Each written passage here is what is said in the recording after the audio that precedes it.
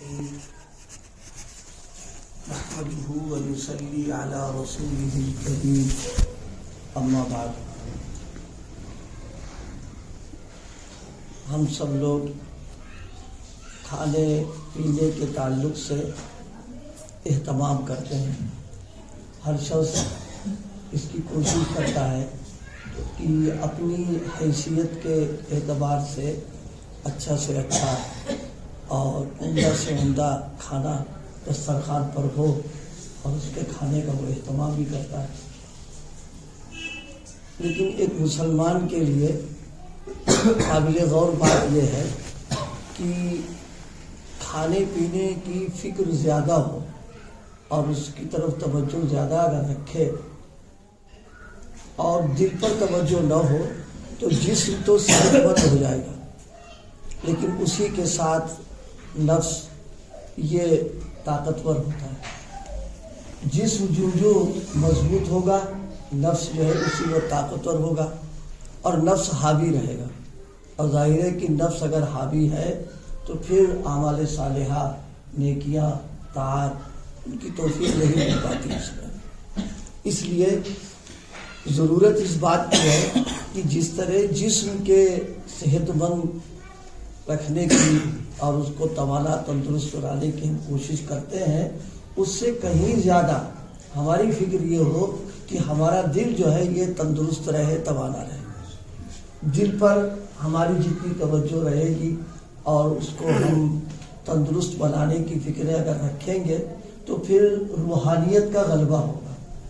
اور جب روحانیت کا غلبہ ہوگا تو ظاہر سی بات ہے پھر اس وقت میں نیکیاں ہیں، طاعت ہیں، عبادتیں ہیں، ان سب پر آدمی کی کیا کہتے ہیں اندر سے کرنے کا جذبہ، داعیہ، اور پھر معصیت اور گناہ کے جذبات جو ہوں گے وہ مغلوب ہو جائیں.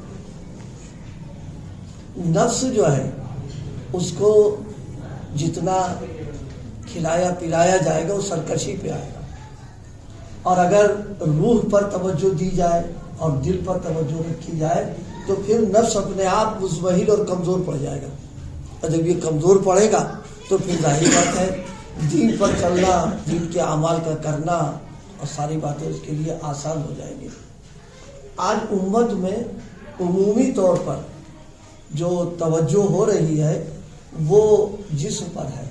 ذرا سی کوئی تکلیف ہو جائے، چوٹ لگ جائے، زخم ہو جائے، شکایت حقیقت کی فکر کرے، لیکن دل ہمارا کتنی بیماریوں میں مبتلا ہے اور ہم کن کن مرض میں ہمارے اندر موجود ہے.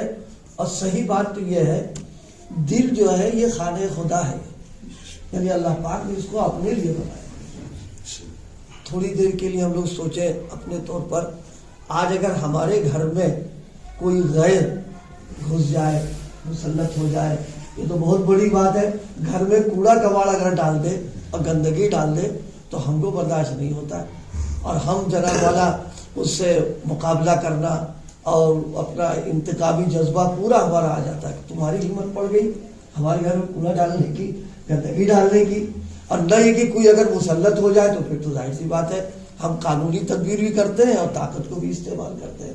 اتنا ہی تھوڑی دیر کے لیے سوچیں کہ جس اللہ نے جس کو اپنا گھر بنایا ہے ہم نے اس کے ساتھ کیا کر رکھا ہے. ہم نے اس گھر کو ناپاک اور گندا کر دیا، ہم نے اس میں غلاظتیں ڈال دی اور نفس کو پورا اس کے اوپر حاوی بنا دیا. لیکن ہم کو نہ کوئی احساس ہے، نہ ہم کو ذرا برابر توجہ ہے، کوئی تکلیف بھی نہیں ہو رہی ہے. تو یہ چیز جو ہے نقصان دہ ہے.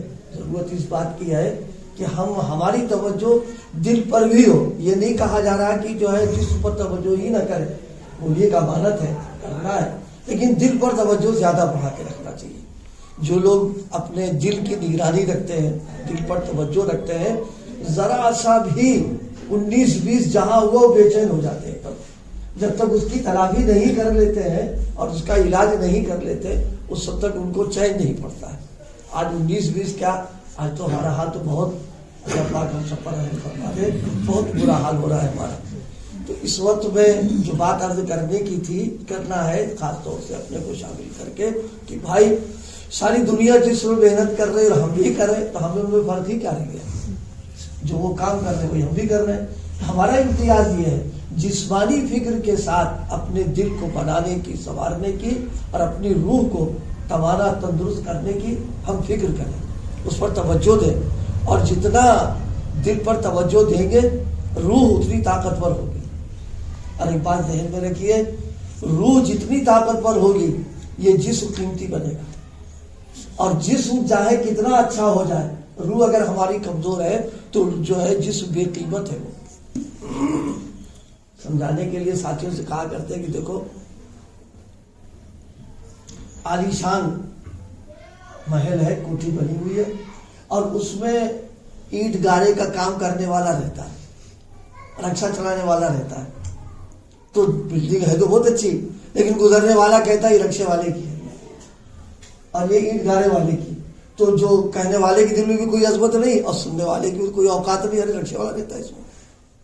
لیکن ایک مکان ہوا ہے جو کچا ہے، کھپریل اور کیا کہتے ہیں پھوس کا ہے، لیکن اس میں مفتی صاحب رہ رہے ہیں، اس میں محدث رہ رہا، اس میں کوئی اللہ کا ولی رہ رہا، تو اب وہاں سے جب گزریں گلی میں بھی کہیں گے یہ فلاں کا مکان ہے۔ بالکل یہی حال ہے کہ ہماری روح جو ہے جتنی پاکیزہ، جتنی عمدہ، اور اس کے اندر جتنی نورانیت اور روحانیت ہوگی یہ جسم اتنا ہی قیمتی بن جائے گا۔ اور اگر روح کمزور ہے، اس میں توجہ نہیں کر رہے اور اس کو ہم نے آلودہ کر دیا اور دل بیماریوں کا ایک دم مجموعہ بنا ہوا ہے، تو پھر جسم کی کوئی قیمت نہیں ہے، کیونکہ جسم تو سڑنے گلنے والا ہے، آج نہیں تو کل ہوگا، کل نہیں تو پرسوں ہوگا، یہ تو ختم ہی ہو جائے گا اس کے اندر۔ اس لیے بھائی اللہ پاک ہم سب کو اس کی طرف توجہ نصیب فرما دے کہ ہم اپنے دل کو بنانے کی فکر کریں، دل کو سنوارنے کی، سدھارنے کی فکر کر لیں۔ قرآن پاک میں بھی ایک موقع پر ارشاد فرمایا گیا ہے، یوم لا ينفع مال ولا بنون الا من اتى اللہ بقلب سلیم۔ فرمایا کہ دیکھو تم نے یہاں دنیا میں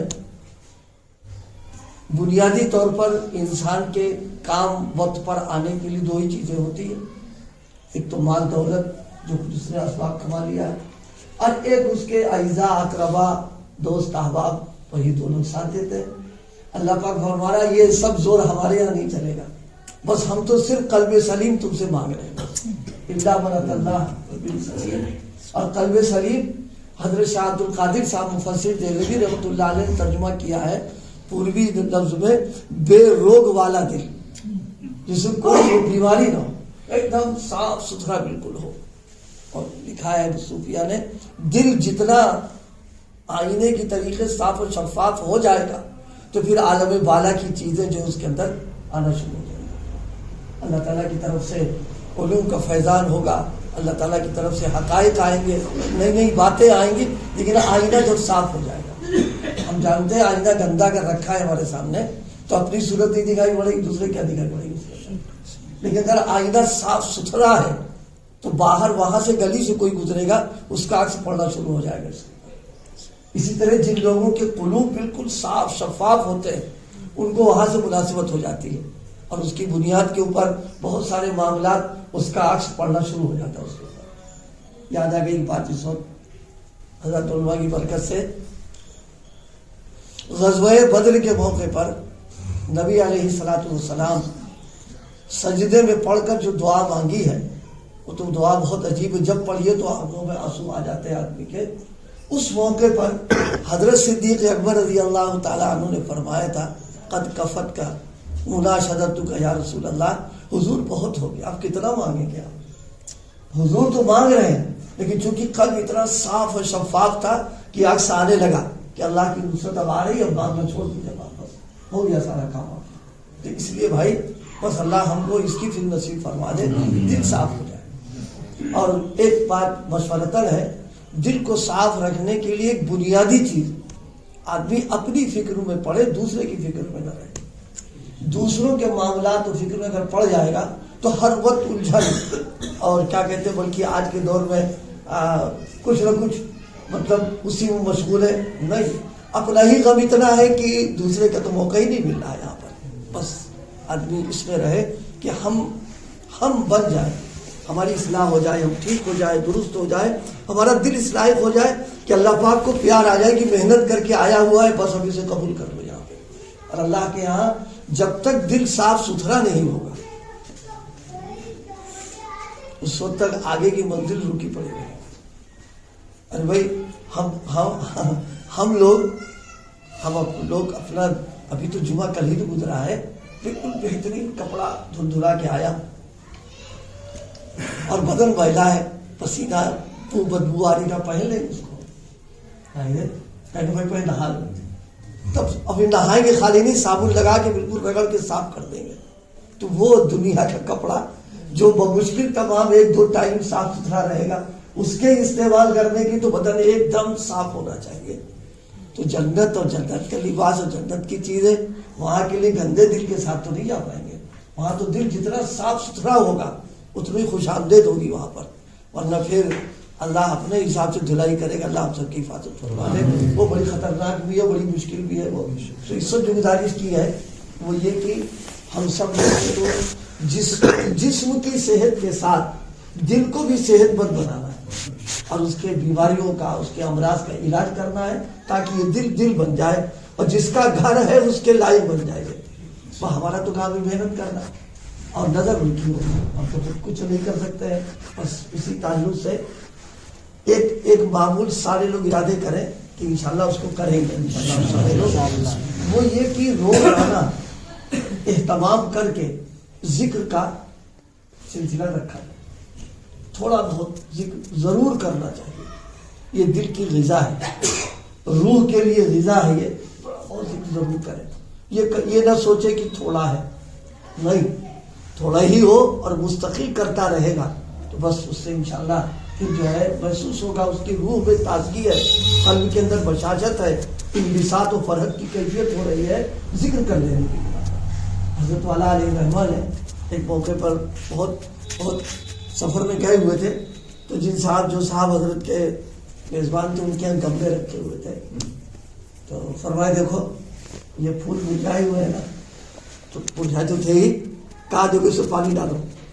جب پانی ڈالو گے تو ایک دم درخت جو ہے تازہ ہو جائے گا اس میں, اور اس تازگی کی وجہ سے پھول پتے سب بالکل ہرے بھرے ہو جائیں گے. فرمائے یہی حال ذکر کا ہوتا ہے. جب آدمی ذکر کر لیتا ہے تو ذکر کرنے کے بعد دل جو ہے بالکل منشر ہے, اور ایک ایسی کیفیت ہوتی ہے جس کو آدمی بیان نہیں کر سکتا, جس کے پاس ہے وہ جانتا ہے. اور جس دن ذکر نہ کرے بالکل طبیعت بجھائی ہی, جبرن قہرن سارے کام ہوتے ہیں. اور جب دل میں ابھی پیٹرول آ گیا تو گاڑی اپنے آپ بھاگے گی, تو اس کو دھکا نہیں لگانا پڑے گا. اب پیٹرول نہیں دھکے دے کب تک چلائیں گے اس پر. تو ایک اہتمام ہم سب لوگ یہ شروع کر دیں کہ اللہ کا ذکر ضرور ذکر کریں, چاہے 100 مرتبہ ہی ہو. پہلا کلمہ, تیسرا کلمہ 100 بار پڑھ لیا جائے, اور اسی کے ساتھ استغفار ایک تصویر, درود شریف ایک تصویر, جس کو ہم کہتے ہیں جنرل ٹانک ہے, ہر آدمی کر سکتا, کوئی مسئلہ نہیں اس کے لیے, لیکن اہتمام سے کریں. ایسا نہ ہو کہ ایک دن کر لیا اور پھر وہ 5 دن ناکا ہو گیا, پھر 3 دن ناکا ہو گیا, پھر فائدہ نہیں مان. اللہ کے نام میں تو بہت طاقت ہے. دیکھیے ایک بادام روزانہ اگر کوئی استعمال کرتا ہے, ایک بادام, تو اس کے دماغ میں طاقت آئی. اب سوچئے بادام میں طاقت رکھی کس نے؟ اللہ نے رکھی. جب ایک بادام روزانہ ہم استعمال کریں گے تو دماغ میں طاقت آ جاتی ہے, تو ظاہر ہے اس کے نام میں کتنی طاقت ہو. اور روزانہ تھوڑا کرتے رہیں گے تو پھر اثرات اندر محسوس ہوں گے اس کے. اللہ پاک ہم سب کو اپنے دل کے بنانے کی اور اپنے ذکر کی